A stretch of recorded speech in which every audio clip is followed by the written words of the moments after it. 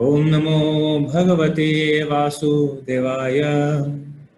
ओम नमो भगवते वासुदेवाय। ओम नमो भगवते वासुदेवाय। ओम अज्ञानतिमिरान्धस्य ज्ञानाञ्जनशलाकया चक्षुरुन्मीलितं येन तस्मै श्रीगुरुवे नमः।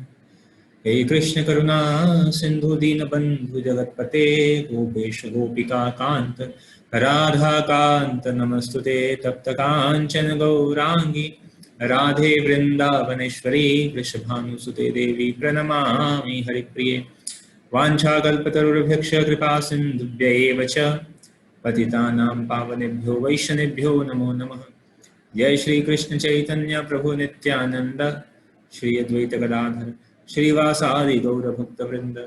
हरे कृष्णा कृष्ण कृष्ण हरे हरे, हरे राम राम राम हरे हरे। हरे कृष्णा। तो आज हम लोग चर्चा करेंगे पुरुषोत्तम मास का महत्व। इसमें ये जो पुरुषोत्तम मास चल रहा है इसका क्या महत्व है, इसके बारे में आज हम चर्चा करेंगे। तो यह जो पुरुषोत्तम महीना चल रहा है, पुरुषोत्तम मास, तो यह बहुत ही महत्वपूर्ण है।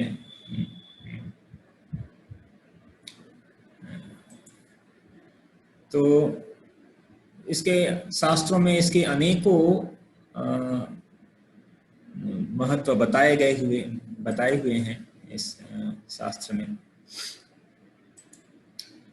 तो पुरुषोत्तम मास को कहा जाता है कि नैमिषारण्य के ऋषिगण पुरुषोत्तम मास के महत्व को बताते हुए कहते हैं कि यह जो मास है भक्त की इच्छा को पूरा करने के लिए यह पुरुषोत्तम मास कल्प वृक्ष के समान दयालु है। कल्प वृक्ष जानते हैं, डिजायर ट्री।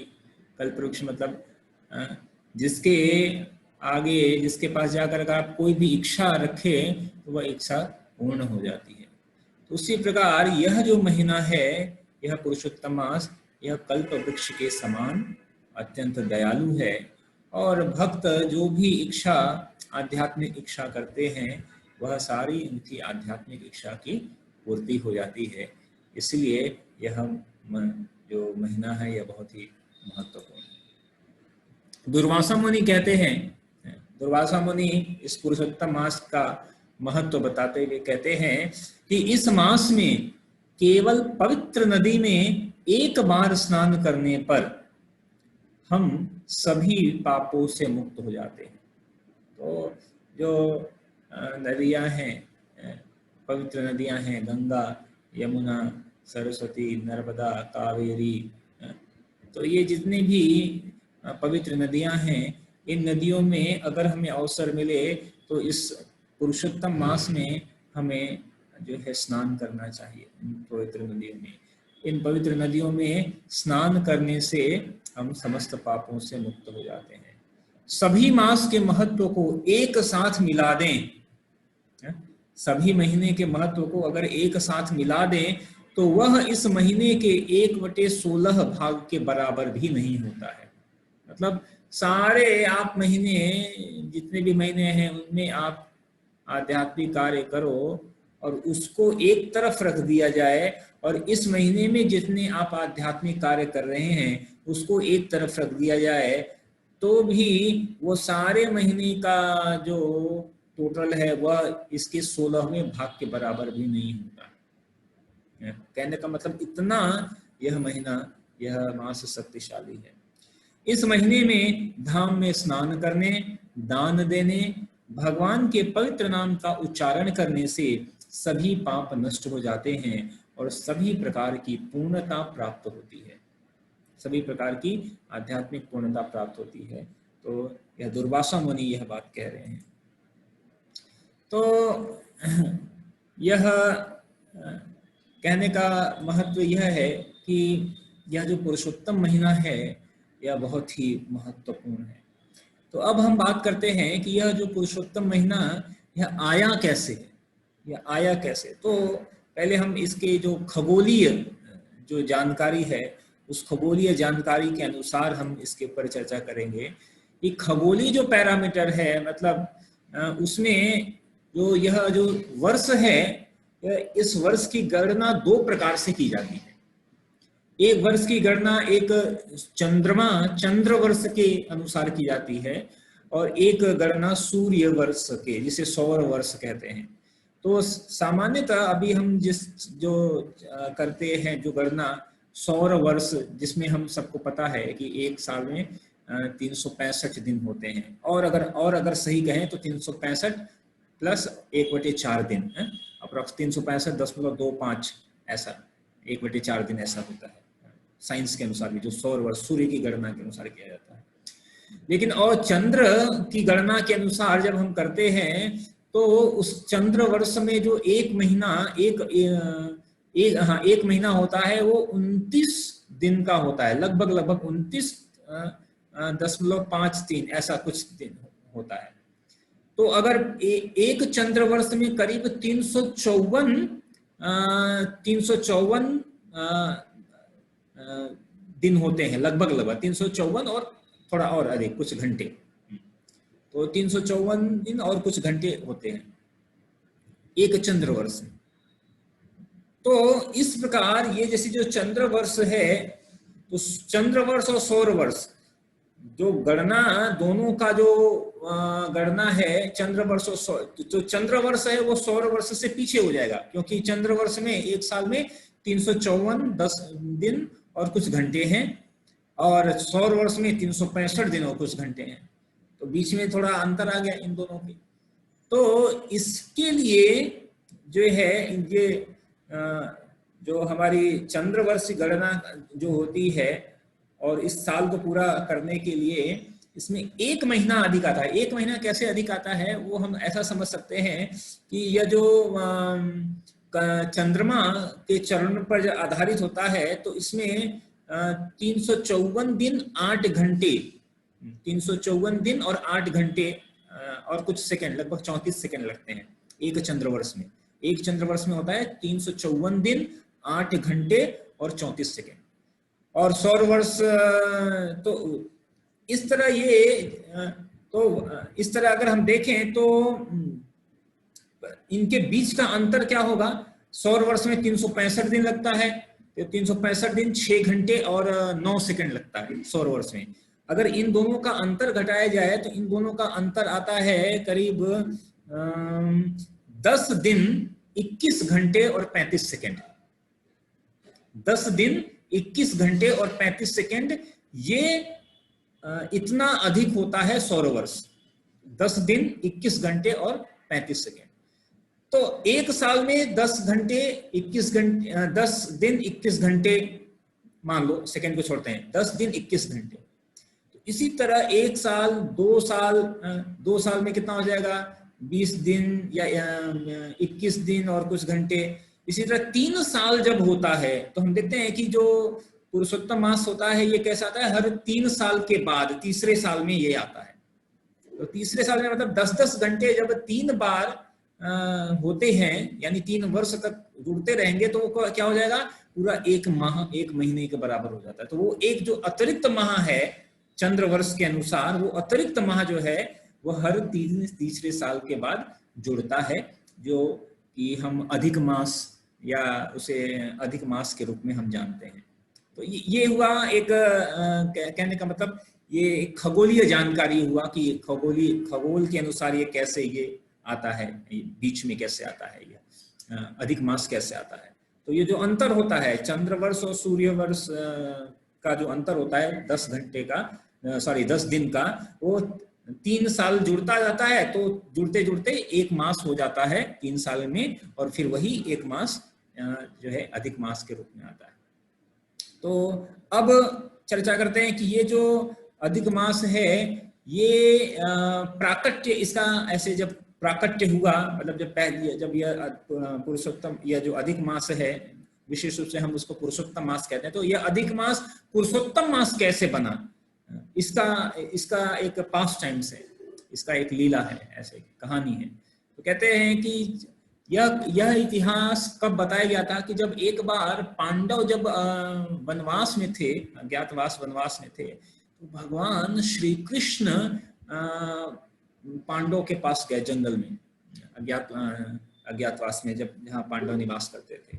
और वहां पर भगवान श्री कृष्ण गए तो वहां पर पांडवों ने भगवान श्री कृष्ण की बहुत अच्छी तरह से आओ भगत की, सेवा किया, प्रेम किया।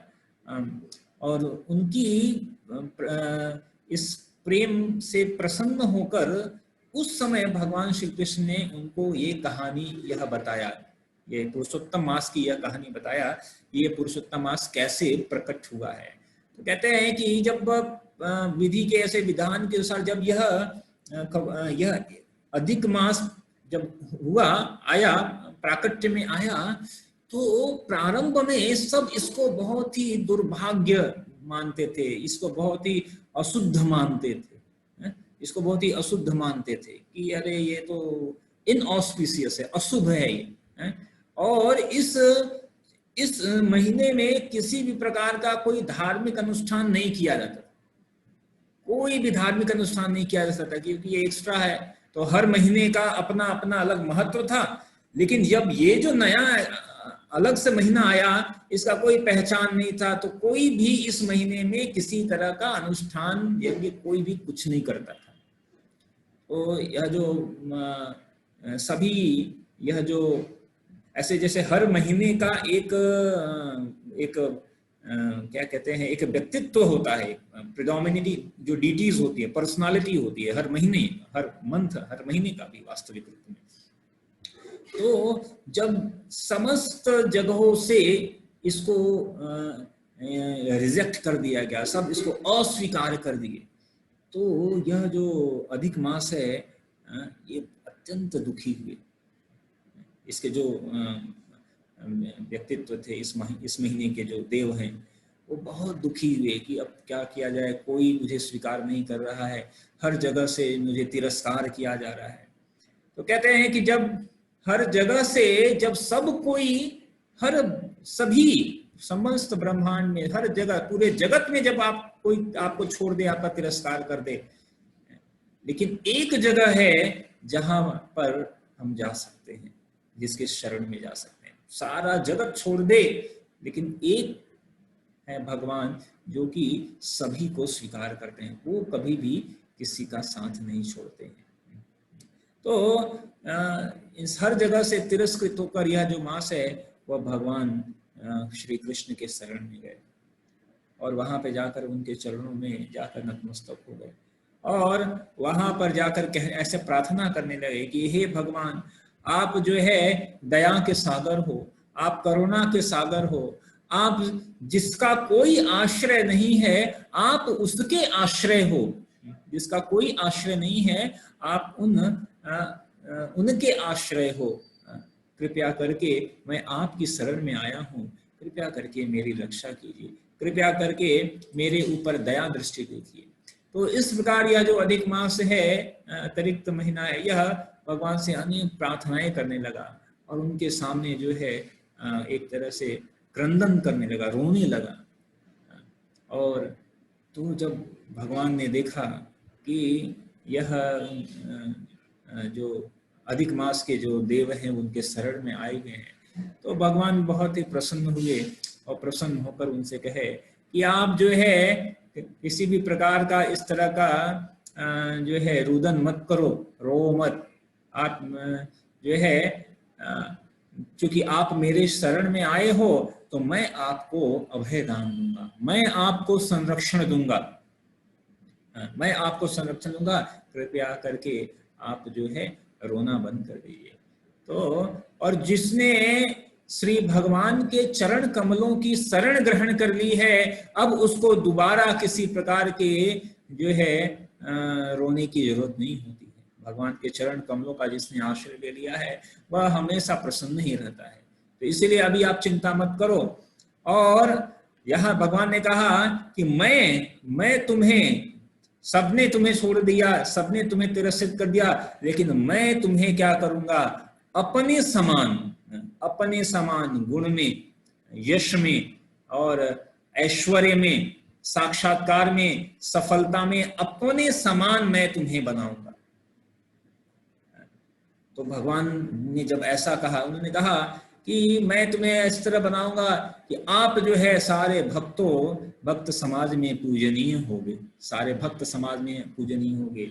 और यह जो महीना है, भगवान ने कहा कि यह जो महीना, यह जो है आप मेरे मेरे मेरे ऐश्वर्य के समान जो है यह शक्तिशाली होगा।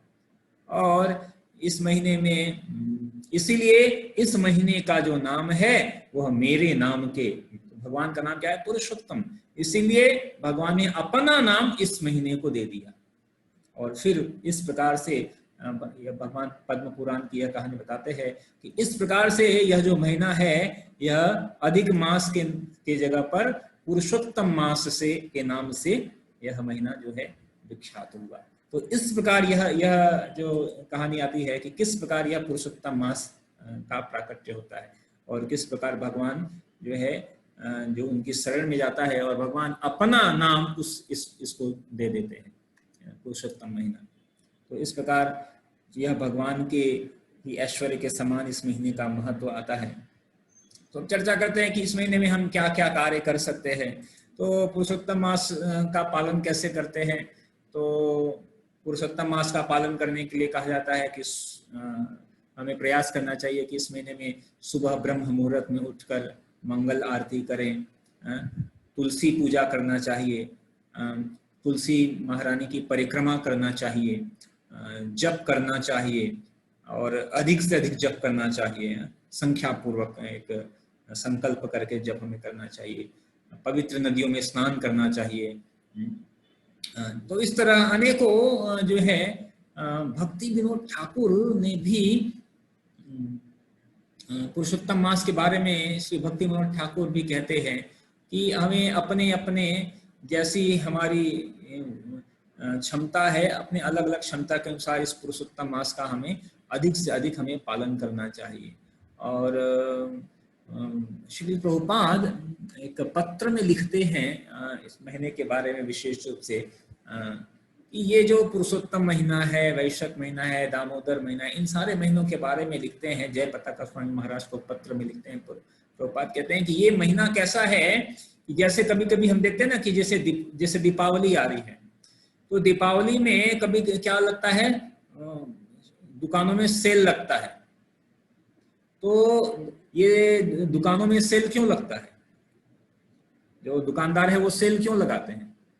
वो सेल इसलिए लगाते हैं कि जो नए ग्राहक हैं, नए कस्टमर हैं, उनको क्या किया जाए, आकृष्ट किया जाए। नए कस्टमर को लाने के लिए सेल लगाते हैं, छूट देते हैं, एक्स्ट्रा डिस्काउंट देते हैं, एक के साथ एक फ्री देते हैं, ऐसा ऑफर अनेकों ऑफर देते हैं कि नए कस्टमर आते हैं। ठीक है, तो प्रभुपाद कहते हैं कि ये जो सारे जो महीने हैं ये इसी प्रकार का है। विशेष रूप से इन महीनों में ये एक डिस्काउंट कंसेशन ऑफर है, जो कि अभी भक्ति में नहीं लगे हुए हैं उनके लिए कंसेशन ये ऑफर क्या है कि कंसेशन दे रहे हैं कि भाई अभी तक आप कोई बात नहीं, आप यहाँ पे आओ, यहाँ पे आप 4 माला करोगे, ये 4 माला जो है 64 माला के फल के बराबर होगा इस महीने में। अच्छा, तो आके कहेगा ठीक है मैं 4 माला करता हूँ। ठीक है, तो कहेगा कि इस महीने में आप थोड़ा सा दान दोगे तो ये बहुत बड़ा दान के बराबर होगा। तो कहेगा ठीक है इस महीने में दान करता हूँ। इस महीने में अगर आप सुबह पूरे महीने सुबह नहीं उठ पा रहे हो, इस महीने में सुबह उठो, प्रयास करो, तो उसका फल मिलेगा, आध्यात्मिक फल मिलेगा। कहने का मतलब कि ये कृष्ण भावनामृत में ये जैसे कंसेशन होता है ना नए, कि कम पेमेंट करके भी वो सामान लेकर आता है व्यक्ति, कस्टमर। तो यहाँ पर कम प्रयास करके भी अधिक फल मिलता है।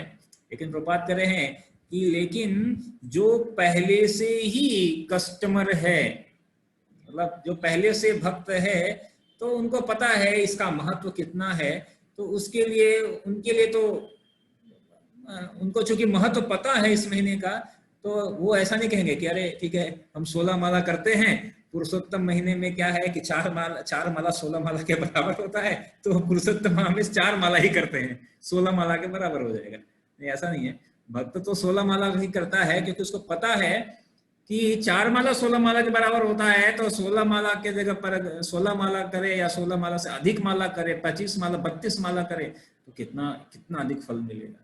तो भक्त जो है इसका बहुत ही पूरी तरह से इसको यूटिलाइज करते हैं जो भक्तगण हैं। तो इस प्रकार यह जो पुरुषोत्तम महीना है, वाल्मीकि ऋषि भी पुरुषोत्तम मास के बारे में कहते हैं कि जो भी व्यक्ति इस पुरुषोत्तम व्रत को का पालन करता है, तो उसको 100 अश्वमेघ यज्ञ करने के बराबर का फल मिलता है। 100 अश्वमेघ यज्ञ, और साथ ही साथ संपूर्ण जो तीर्थ है वह इस पुरुषोत्तम महीने के में ही निवास करते हैं। सारे तीर्थ इस समय पुरुषोत्तम मास में ही निवास करते हैं। तो इसलिए जो भी पुरुषोत्तम व्रत का पालन करता है वह गोलोक वृंदावन का गमन करता है। साथ ही साथ नारद मुनि भी कहते हैं कि यह जो पुरुषोत्तम महीना है यह सभी महीनों में सर्वश्रेष्ठ है, और इसमें जो व्रत तपस्या आदि की जाती है वह अत्यधिक फलदायी होती है। केवल श्रद्धा पूर्वक सुनने से, इस पुरुषोत्तम महीने का यश सुनने से जो है कोई भी व्यक्ति कृष्ण भक्ति को तुरंत ही प्राप्त कर जाता है और उसकी सारे पाप समूल विनष्ट हो जाते हैं। और जो भी पुरुषोत्तम महीने का जो व्रत पालन करता है वह उसको अनलिमिटेड अनंत स्वीकृति प्राप्त होती है और आध्यात्मिक जगत को वो गमन करता है। ये नारद मुनि कह रहे हैं पुरुषोत्तम मास के महत्व को बताते हुए। तो इस तरह पुरुषोत्तम महीना में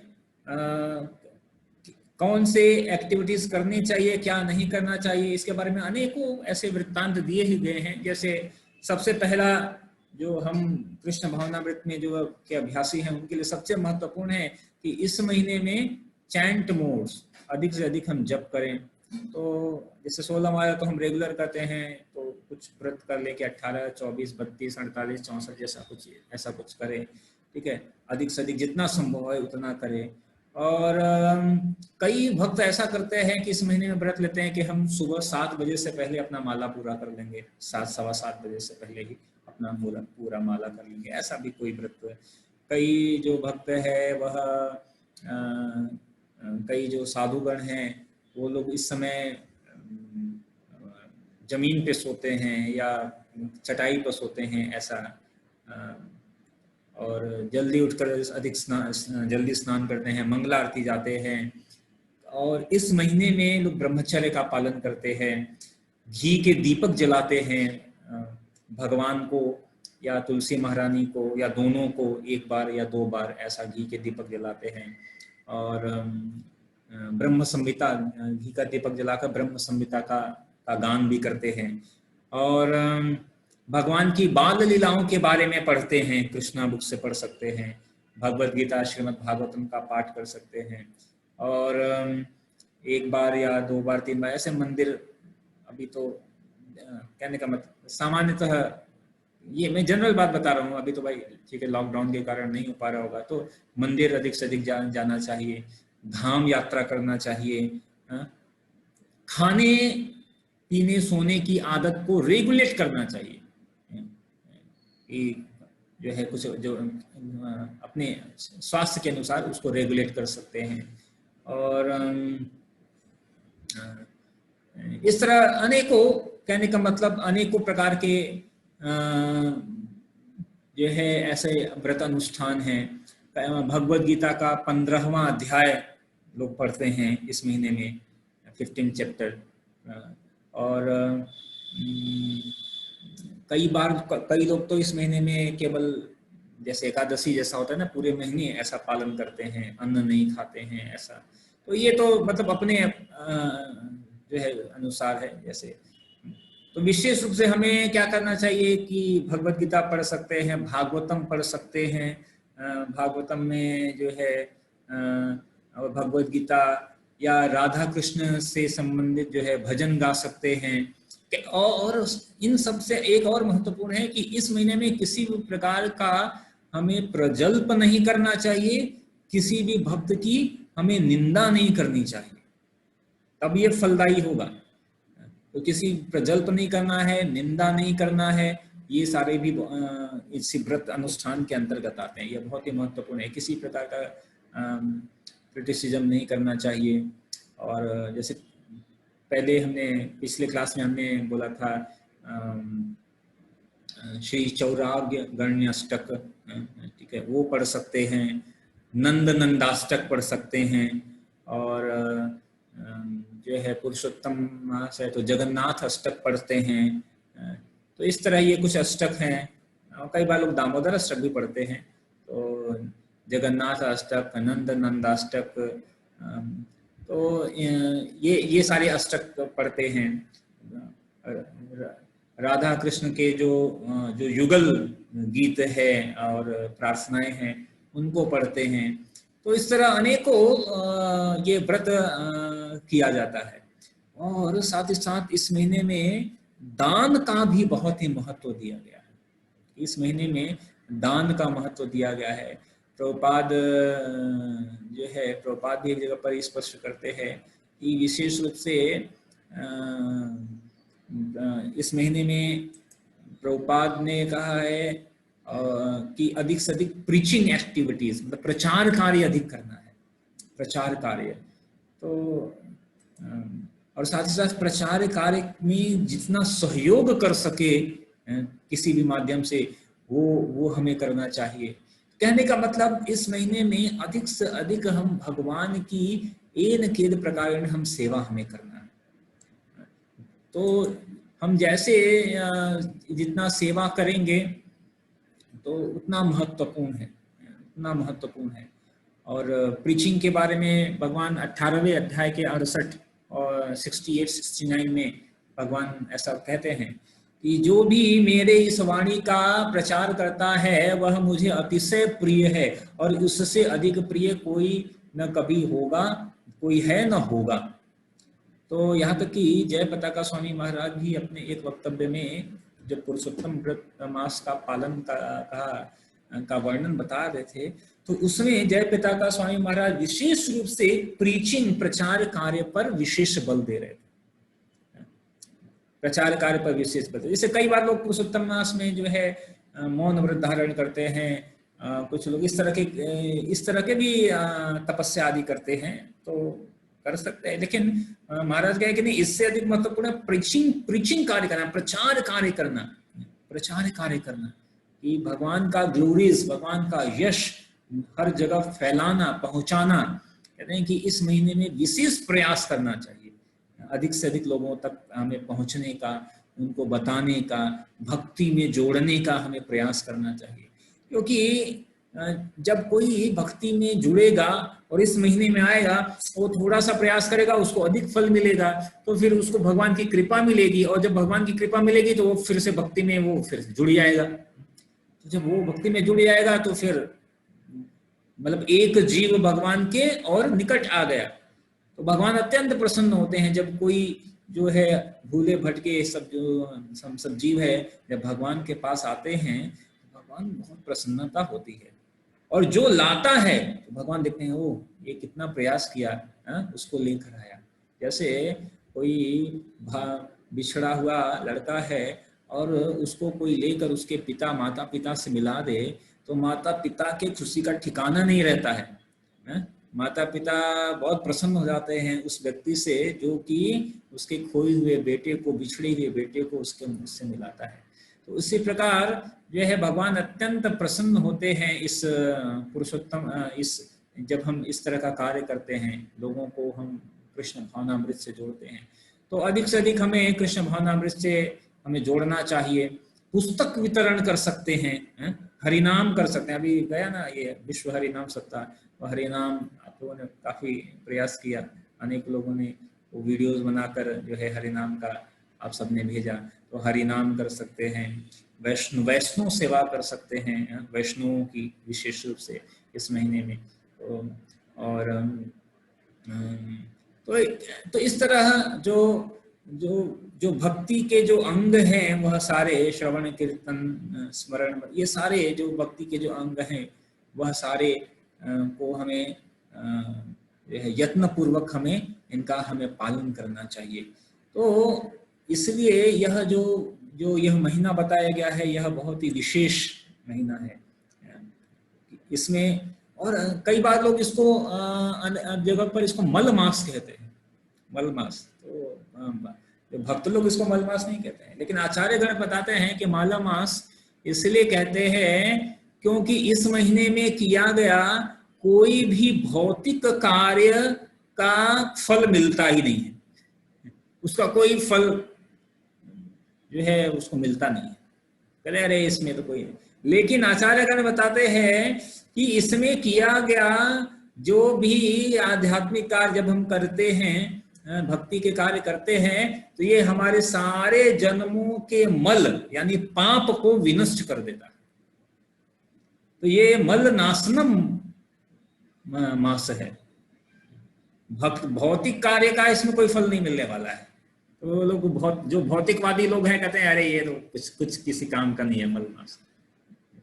लेकिन जो आध्यात्मिकता या कृष्ण भावनामृत के अभ्यासी हैं, आध्यात्मिकता के अभ्यासी हैं, उनके लिए यह मास में किया गया जो अभ्यास है उनके सारे पापों का नाश करने वाला है।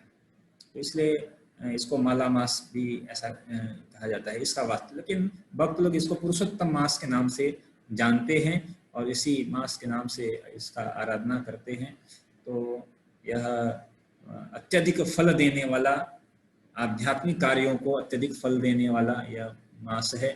तो जप की महिमा है, दान की महिमा है। इस महीने में भक्तों को दान करना, भक्तों को प्रसाद खिलाना, भक्तों की सेवा करना, भगवत गीता अध्ययन करना, भागवत अध्ययन करना, ठीक है, भगवान को प्रार्थनाएं अर्पित करना। कई लोग तुलसी दल भगवान को अर्पित करते हैं, शालिग्राम शिला पे 1 लाख तुलसी दल अर्पित करते हैं। मतलब यहाँ तो उतना संभव नहीं है, तो जितना हो सके भगवान को तुलसी दल अर्पित कर सकते हैं भगवान के चरणों में।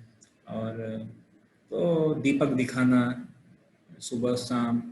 तो यह मतलब भक्ति पूर्वक यत्न पूर्वक हम जितना संभव है तपस्या करते हुए, शारीरिक आवश्यकताओं को कम करते हुए भगवान और भगवान के भक्तों को कि हम इस मास में सेवा करते हैं। और तो ये हमें अत्यधिक, हमें आध्यात्मिक, हमें हमारा उत्थान करेगा, आध्यात्मिक उत्थान करेगा।